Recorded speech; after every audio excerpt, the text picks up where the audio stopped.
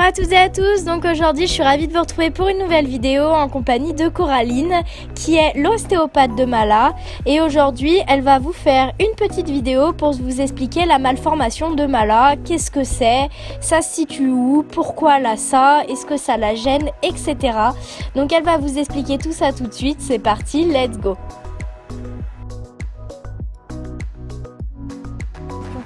Tu as à propos de Mala. La bosse qu'on voit ici à l'arrière, donc c'est le sacrum qui est rattaché au lombaire et au bassin de chaque côté. Donc c'est une grosse zone de propulsion chez le cheval. Sur Mala, effectivement, il y a une légère déformation qui s'est faite à cette zone-là et notamment au niveau également des premières lombaires qui sont ici, qui sont avec le temps ossifiées, dû à probablement soit une malformation plus jeune, soit un traumatisme qui a dû avoir lieu il y a bien longtemps étant donné qu'elle a 18 ans. Ça n'empêche en rien le travail de tous les jours, par contre effectivement ça demande des soins réguliers, donc déjà au niveau du matériel qui a dû être adapté, un amortisseur constant, un travail sur le plat pour essayer de remuscler toute cette zone qui est co-réalisée au quotidien par la propriétaire, et puis un suivi bien sûr vétérinaire et ostéopathe jusqu'à 3 fois dans l'année.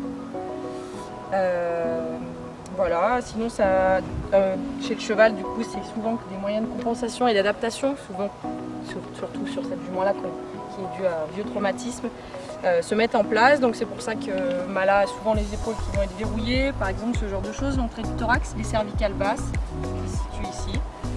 Voilà, maintenant rien de bien grave sur cette jument qui est en bon état. Et puis j'espère que ça continuera, mais si d'autres questions qui surviennent, n'hésitez pas. Mais du coup, en gros leur expliquer, est-ce qu'elle a mal? Est-ce qu'elle a mal? Non, voilà. non. Elle a pas mal, enfin, en tout cas elle a plus mal, elle a dû avoir mal dans le temps. Maintenant en tout cas elle a plus mal puisque les lombaires sont ossifiés. Donc c'est à dire qu'entre la première et la deuxième il n'y a plus de mouvement, hein, elles se sont complètement ossifiées entre elles, donc on ne peut pas dire qu'elle a mal. Certains mouvements du coup sont complètement réduits sur Mala, mais ils sont compensés par l'avant de son rachis et puis par ses flexions au niveau des jarrets qui sont là et des clapes qui sont là. Lors de ces dynamiques, elle a beaucoup plus de montée, on va dire, au niveau des membres que de propulsion au niveau du dos. Bon, voilà, hein, elle a adapté comme elle a pu et elle a compensé comme elle a pu avec sa malformation. Maintenant, rien ne l'empêche pour elle ni de travailler, ni de passer une paisible retraite pour plus tard. Et du coup, ça la gêne pas au niveau de faire fonctionner son dos quand on la monte, d'engager? Alors ça gêne toujours parce qu'à partir du moment où il y a ossifié, on perd quand même du mouvement et le mouvement c'est la vie, donc ça gênera toujours.